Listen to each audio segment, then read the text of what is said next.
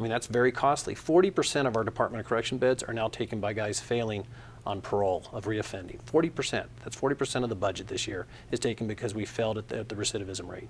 And there have been states that have taken their 50% recidivism rate and dropped it to 25%. That would be through executions. Yes. No, through job training programs, actually funding parole officers so they can oversee these guys on a regular basis and make sure they're getting substance abuse or mental health or job skills. So the answer, John, is that, believe me, I think people that are violent and repeat offenders should be locked up. But you also are rather short-sighted to say, and I'm done with my job as a prosecutor. I have to take the additional look and say, and when they're going to come back. They're going to come out and they're going to come to my community, and I'm not doing well on public safety if I think my job is just to get them in prison. What did you guys pass this year? The governor signed that you're most proud of? Boy, most proud of. It's you know, I have to say probably this drug sentence reform bill. Give me the details.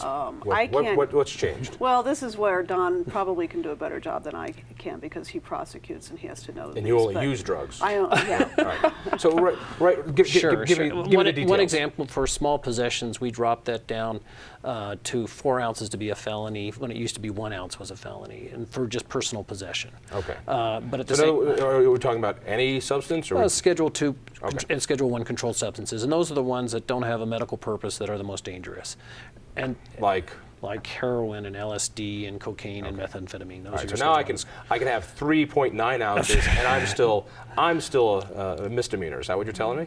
Yes. See, you're getting soft on crime already. No, but I got to tell you that if all they're doing is possession, if it's not a distribution, they're going to get probation anyway. Okay. So why do we care whether it's a misdemeanor probation or a felony probation? What we really care about is what happens to them while they're on probation. And so if we can do a better job by not having those people recycling out of prison, but actually have them go to treatment programs that work, and if they screw up, go to a treatment community that works, we're doing a better job for the community and that person, but we're also doing a better job for you, John, because they're not breaking into your house, stealing your TV, trying to support their habit. And so what's tougher about that? Well, the other side of it, go ahead. you know, the distribution side of it, we toughen some of those penalties. So if they're making money off of this, particularly if they're selling to minors, they're going to do more time. So we're trying to differentiate between the small-time offender who's got a drug problem, or they're committing petty offenses in order to support a drug problem. The guy's got less than 4 ounces. He's using it for himself, versus the guy who's got 10 ounces and he's peddling it to the kids. And it's in baggies. Yeah. Let me give you another example. Date rape drugs. We kept those at the higher felony level regardless of the amount, and moved actually one into being a Class 2 schedule offense because there's no reason for anybody to have those on their person.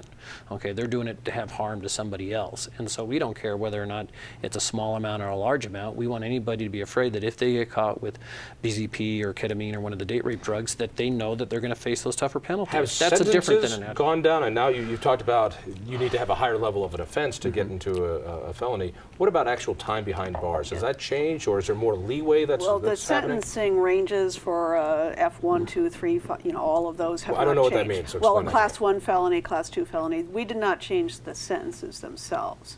We just looked at what level of or what amount of possession should be a felony versus a misdemeanor versus a petty offense, keeping the same category. I want to mention, though, 2 other bills that I think were pretty significant, and just to make sure we cover a little bit more than the drug. One of those that I was thinking about when we were talking about discretion is a law that said if you've got 2 prior felonies and 2 prior felonies, period, you're ineligible for probation. Or does one of them have to be a violent offense? 2 prior felonies. No, you're ineligible for probation. We changed it to say that with the recommendation of the district attorney, and provided one of them is not a violent crime, you're eligible. Doesn't mean you're going to get it. Doesn't mean the DA is going to recommend it. In other words, what you've done is you've loosened not the sentencing, but you've loosened the ability, if the DA says, we can make you eligible for parole because I think you're the kind of guy that might do it. Sentencing options.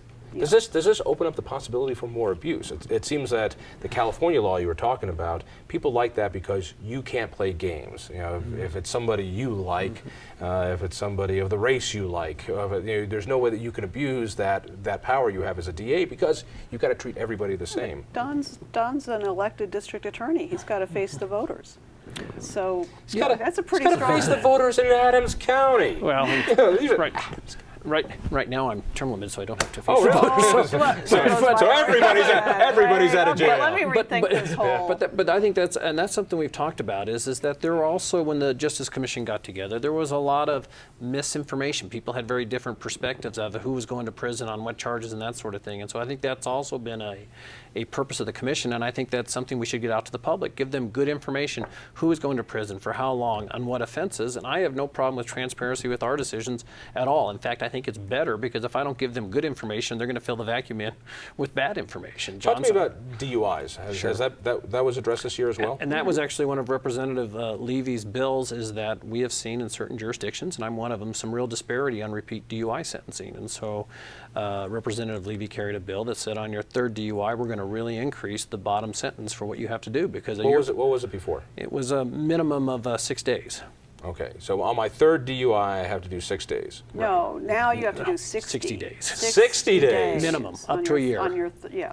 Given all the drinking Yeah. I do, that's a little Yeah, unreasonable. well, you're going to think twice about it, John. I'm drunk. Especially I'm now not that I thinking know straight where you then. live. There's a bus route.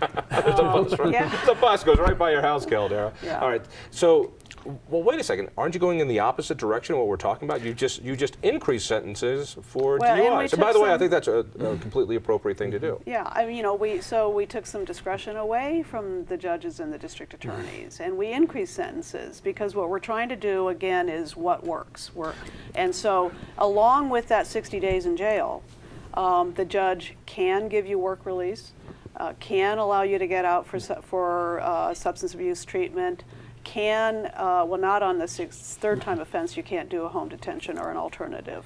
But there is still some discretion to look at the offender, and it can go up to a year. So if this is a person, and it's a third and subsequent, so if this is your fifth, sixth, seventh, you're probably going to do more than 60 days. Only got a minute or so left. Sure. Tell me, what didn't get done this year that all sides could not agree on? The biggest disappointment I've had is that we haven't hit the recidivism package as hard as we'd like to. If you look at the state of Washington, and you should, the Washington State Institute of Public Policy, and it's on the internet, said if we really reduce recidivism in that order, then that increases or decreases the DOC budget, makes money available to move it towards treatment on the front end. And so that was kind of my disappointment. You can't do everything at one time, but I'm just disappointed that we didn't do more on dropping the people getting out of prison so that resources would move forward. Because I got to tell you, John, everybody agrees, whether you on any political spectrum or pro or against law enforcement, that having people commit less crimes when they get out of prison is a good idea. What didn't get addressed this year that you wished was?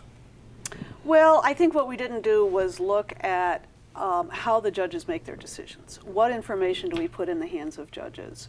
Do they know all the sentencing alternatives? Do they have as much information about the offender as they should have?